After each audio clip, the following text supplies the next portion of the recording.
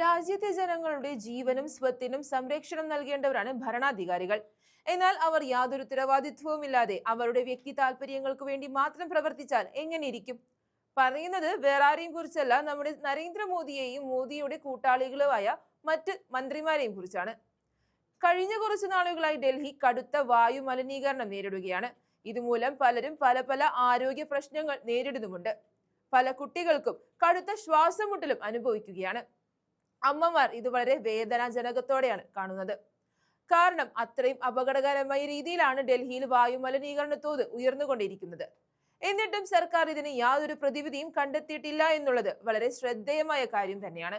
അതുകൊണ്ട് തന്നെ ഈ ഒരു സാഹചര്യത്തിൽ വായു മലിനീകരണത്തെക്കുറിച്ച് കാര്യമായി ചർച്ച ചെയ്യണമെന്ന് ആവശ്യപ്പെട്ട് പ്രതിപക്ഷം പ്രതിഷേധവുമായി രംഗത്ത് വന്നു. മാസ്ക് അണിഞ്ഞാണ് പ്രതിപക്ഷ എംപിമാർ പാർലമെന്റിന് മുന്നിൽ പ്രതിഷേധിച്ചത്. ഈ വിഷയത്തെക്കുറിച്ച് ചർച്ച ചെയ്യാൻ പ്രതിപക്ഷം ഒരുപാട് തവണ സർക്കാരിനോട് ആവശ്യപ്പെട്ടിരുന്നതാണ്. എന്നാൽ സർക്കാർ അത് ചെവികൊണ്ടില്ല. അതേക്കുറിച്ച് ചോദിക്കുമ്പോൾ കേന്ദ്ര സർക്കാർ മൗനം പാലിക്കുകയായിരുന്നു. മല്ലികാർജുൻ ഖാർഗെ, സോണിയാഗാന്ധി, പ്രിയങ്ക ഗാന്ധി തുടങ്ങിയവരുടെ നേതൃത്വത്തിലാണ് പ്രതിഷേധം സംഘടിപ്പിച്ചത്. കൂടാതെ വിഷയത്തിൽ സമർപ്പിച്ച അടിയന്തര പ്രമേയ നോട്ടീസ് സ്പീക്കർ തള്ളുകയും ചെയ്തു. എന്തുകൊണ്ട് ഇത്രയും ഗൗരവമായ വിഷയത്തിൽ സർക്കാർ നീക്കങ്ങൾ നടത്തുന്നില്ല എന്നത് ഏവരെയും ആശങ്കയിലാക്കുന്നതാണ്. അതും രാജ്യ തലസ്ഥാനമായ ഡൽഹി പോലെയുള്ള സ്ഥലത്ത് ഇങ്ങനെ സംഭവിക്കുന്നത് സർക്കാരിന്റെ ഏറ്റവും വലിയ പരാജയം തന്നെയാണെന്ന് പറയേണ്ടി വരും. ഇതിനെതിരെ കടുത്ത വിമർശനവുമായി ലോക്സഭ പ്രതിപക്ഷ നേതാവ് രാഹുൽ ഗാന്ധി രംഗത്ത് വന്നിരുന്നു. ഡൽഹിയിലെ ഈ ആരോഗ്യ അടിയന്തരാവസ്ഥയെക്കുറിച്ചുള്ള നരേന്ദ്രമോദിയുടെ മൗനം അദ്ദേഹം ചോദ്യം ചെയ്യുകയായിരുന്നു. മലിനീകരണം തടയാനുള്ള കർമ്മ പരിപാടി സർക്കാർ നടപ്പാക്കണമെന്നും അദ്ദേഹം പാർലമെന്റിൽ ആവശ്യപ്പെട്ടു. അല്ലെങ്കിലും പ്രതിപക്ഷം ചോദ്യം ചെയ്തിട്ട് വേണോ ഇത്തരത്തിലുള്ള കാര്യങ്ങളിൽ കേന്ദ്ര സർക്കാർ നീക്കങ്ങൾ നടത്തേണ്ടത്? ഇതൊക്കെ കണ്ടറിഞ്ഞ് ചെയ്യേണ്ട കാര്യങ്ങളാണ്.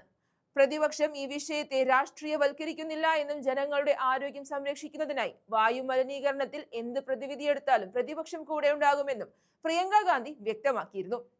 വലിയ കാര്യത്തിൽ BJP സർക്കാർ ചെയ്ത വികസനങ്ങളെ കുറിച്ചും മറ്റും പുകഴ്ത്തിപ്പാടുമ്പോൾ ജനങ്ങളുടെ ആരോഗ്യകാര്യത്തിൽ സർക്കാരിന്റെ ഭാഗത്തു നിന്നുണ്ടാകുന്ന ഈ ഗുരുതര വീഴ്ചകൾ വലിയ പ്രത്യാഘാതങ്ങൾ ഉണ്ടാക്കും. മക്കൾ വിഷപ്പുക ശ്വസിച്ച് ബുദ്ധിമുട്ടുന്നത് കാണുന്ന അമ്മമാരുടെ ശാപം ഈ സർക്കാരെ വിട്ടു പോകില്ല. കാരണം അത്രയും കഷ്ടപ്പെട്ടാണ് കുട്ടികളും മുതിർന്നവരും അവിടെ കഴിയുന്നത്. പ്രായം കൂടിയവരും ഇതുമൂലം വളരെയധികം കഷ്ടപ്പെടുകയാണ്.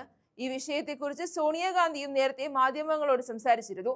മാധ്യമങ്ങൾക്ക് മുന്നിൽ കേന്ദ്ര സർക്കാരിനെ രൂക്ഷമായി വിമർശിക്കുകയായിരുന്നു സോണിയാഗാന്ധി.